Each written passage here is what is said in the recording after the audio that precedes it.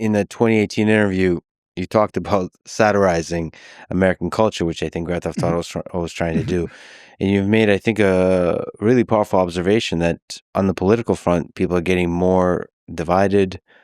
It's getting more absurd and ridiculous and extreme. So it's becoming harder and harder to satirize because of how rapidly it's becoming ridiculous. You're talking about, you don't even know for Grand Theft Auto 6 if it's possible to satirize, because by the time you release the thing, it's already going to be outdated in terms of the satire will become reality, essentially. First of all, it'd be nice to get your updated view on that. And second of all, it seems like you've answered your very own comment with American Caper, which seems to satirize American culture just fine in how much over the top it goes. Anyway, that's lots of questions in there. One of the things we've enjoyed about doing a comic book is that it still has lead times, but the lead times are not 4 or 5 years. The lead times are, a year, and we can make little updates much newer.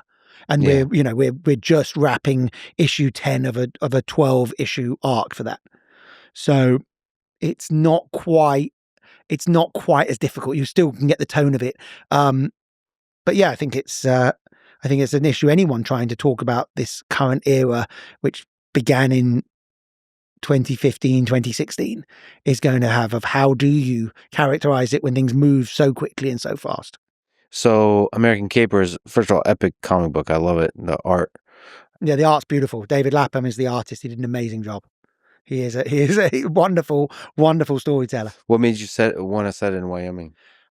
Hadn't seen a modern story there that I knew about. I started to spend a bit more time in the Rockies and in the West, and I was like, I'd spent a lot of time in like the countryside in upstate New York, and thought I'd never really captured it quite right.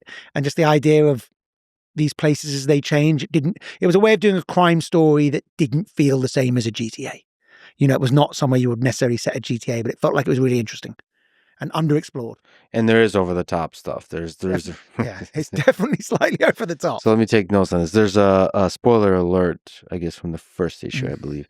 There's a devout suburban Mormon who commits, I think, serial murder with a shovel as a form of religious atonement. He is not necessarily, the sharpest tool in the box, and his rather cynical boss is using his religion and some mistakes he's made to blackmail him into murdering business associates. And of course, there's this Shakespearean sort of two neighbors situation, and each of them having a duality of who they are in terms of good and evil.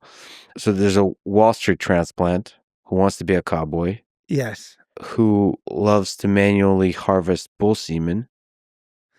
Accurate? I mean, yes. This is the notes I've been taking. He is a somewhat confused, longevity obsessed, rich dude who's run away to Wyoming and is living out an assortment of fantasies.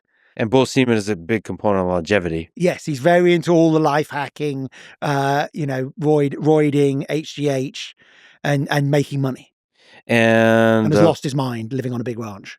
Of course, on the theme of satire, there is a woman who sleeps in tactical gear and is consumed by online conspiracies, like especially pedophiles in DC. Yes, based on someone I know who got completely red-pilled. And I was fascinated by the fact that this was happening to people. Yeah, so, satire of American culture.